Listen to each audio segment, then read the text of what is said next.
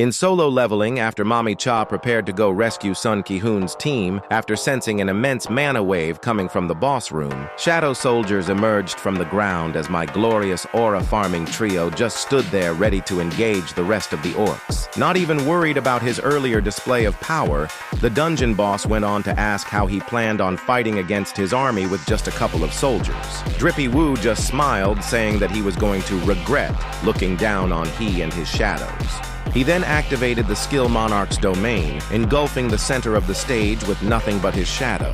Shadow soldiers fighting within the shadow of their summoner would receive a 50% stat increase. This was a new job-specific skill he obtained after reaching level 70 at the Demon Castle. His shadows had become way stronger since then. Hunters witnessing what was going on couldn't believe their eyes, as a random hunter said that it didn't make any sense, since not even he could summon more than 2 beasts at once. I think he's a little jealous, not gonna lie. Lee Bora, in utter shock, asked herself how a human being was capable of wielding such dark magic.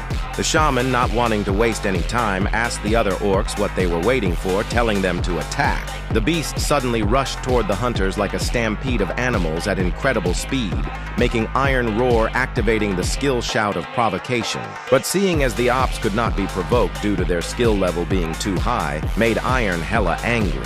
As he then lifted his axe into the sky, slashing through the orcs in an instant like a knife cutting through butter. But he wasn't the only one who was locked in, as Igris, using his master's aura farming skill, turned his sword facing upward. And as a group of high orcs attempted to jump him as he was standing still, he suddenly sliced every single one of them through their midsection with immeasurable speed. At the other side of the battlefield, a pair of high orcs extended their axes backward for an attack, but Jinwoo wasn't playing around, easily cutting them down in the fraction of a second. Another orc suddenly came from behind, but Jinwoo effortlessly sliced his head in half as he leaped into the air. The way he moved surprised the onlookers, as Han Semi added that he was just like their vice leader, referring to Mami Cha. And as Jinwoo rushed straight for the remaining orcs, the hunters could only ask themselves why such a powerful hunter volunteered to be just a mere porter.